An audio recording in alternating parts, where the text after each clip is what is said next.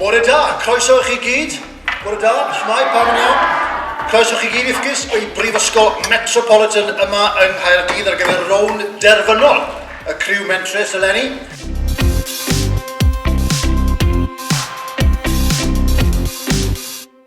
And it's your creativity that drives entrepreneurship.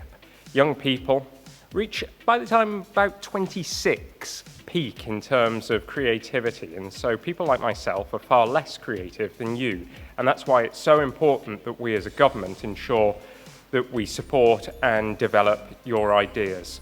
Today's a really important day for you, and I think you'll see that universities are really exciting and innovative places, and the future is about coming up with new ideas and putting those ideas into practice. Mae'n busnes, mae eisiau rhywbeth sy'n mynd i werthu, sy'n mynd i wneud arian. A mae pawb fan hyn wedi llwyddo i wneud elw, sydd yn ffantastig. Ond beth i ni fel beirniad hefyd yn edrych am yw rhywbeth unigryw, rhywbeth creadigol. Ac mae yna lwyth o bethau fan hyn hefyd yn profi'r pwynt yna. A beth dwi yn bersonol yn hoffi yw gweld bod nhw'n mwynhau. Achos mae rhedeg busnes yn waith caled, ac os chi'n gallu joio beth ych chi'n neud, mae hwnna'n helpu gwaith lot. So mae'n gret yn gweld y plant ifanc yma yn mwynhau beth maen nhw'n neud ac yn llwyddo. Mae'r beirniadu wedi fod yn reit dda. Dwi'n meddwl dyn ni wedi wneud yn dda.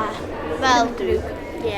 Dwi'n meddwl rwydd nhw'n hoffi yr cadweinau hefyd rwydd bron iawn pawb yn gofyn fel sut rwydd nhw'n wneud nhw.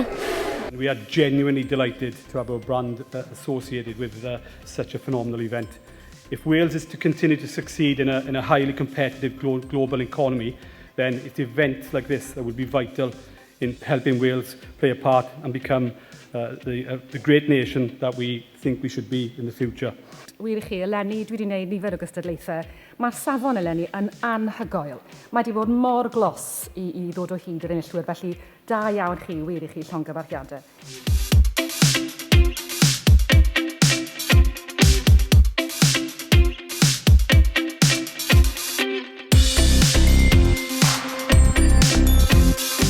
Enillydd y Criw Mentrus 2019.